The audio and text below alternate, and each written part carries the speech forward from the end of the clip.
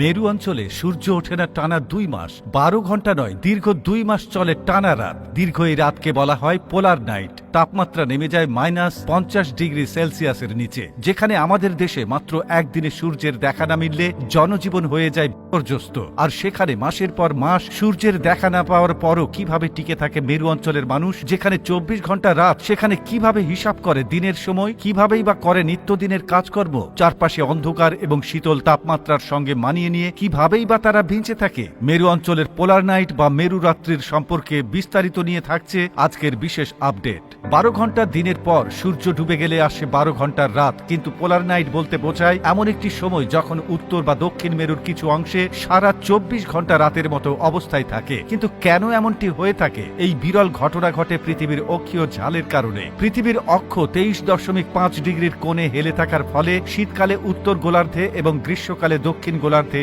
সূর্যের আলো মুক্ত দিগন্তের নিচে চলে যায়, যার ফলে মেরু অঞ্চলে দেখা যায় এসব দীর্ঘ রাত। উত্তর মেরুর নুনাভাট এবং দক্ষিণ মেরুর অ্যান্টার্কটিকার কিছু অংশে প্রতি বছর 2 থেকে 3 মাস ধরে থাকে এই পোলার ডাই। তবে এটি পুরোপুরি অন্ধকার নয়। চাঁদের আলো, বরফের প্রতিফলিত আলো এবং সূর্যের ক্ষীণ রশ্মি চারপাশকে মায়াময় করে তোলে নরওয়ের ভালভার্ডে। 11 নভেম্বর থেকে 30 জানুয়ারি পর্যন্ত পোলার নাইট থাকে, আর কানাডার অ্যালার্টে থাকে নভেম্বরের শেষ থেকে জানুয়ারির মাঝামাঝি পর্যন্ত। কিন্তু প্রশ্ন হলো, দীর্ঘ রাতের এই সময় মেরু অঞ্চলের মানুষ কিভাবে মানিয়ে নেয়? প্রথমত, তারা ঘুমের সময় ও মানসিক স্বাস্থ্যের দিকে বিশেষ নজর দেয়। এই সময় সিজনাল অ্যাফেক্টিভ ডিসঅর্ডার নামে একটি সমস্যা দেখা দেয়, যা অনেকের জন্যই বিষণ্ণতার কারণ। তবে নরওয়ের শ্যামিক জনগোষ্ঠীর মতো স্থানীয় বাসিন্দারা তুলনামূলকভাবেই সমস্যায় কম ভোগেন, কারণ তারা শীতকালকে ইতিবাচকভাবে দেখেন এবং এটিকে পুরোপুরিভাবে উপভোগ করতে থাকেন। বরফে স্কি করা বা বাইরে হাঁটার মতো কাজগুলো করে তারা নিজেদেরকে সতেজ রাখে। গবেষণায় দেখা গেছে পোলার নাইটের সময় মেলাটোনিন হরমোনের উৎপাদন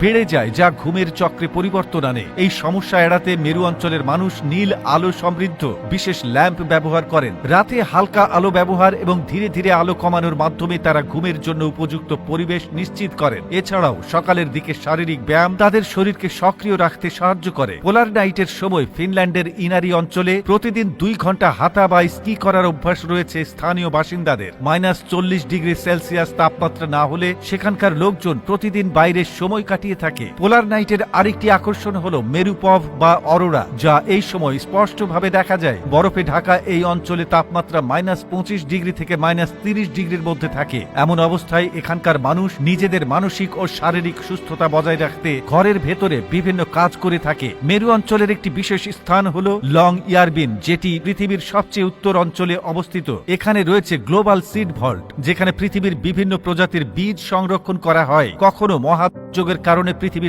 হয়ে গেলে এই সিড ব্যাংক থেকে বীজ নিয়েই পৃথিবীকে আবারও সবুজে পরিণত করা যাবে। যে বীজ সংরক্ষণের জন্য ঠান্ডা পরিবেশ প্রয়োজন, যার জন্য পোলার নাইট ব্যাপকভাবে কার্যকরী ভূমিকা রাখে।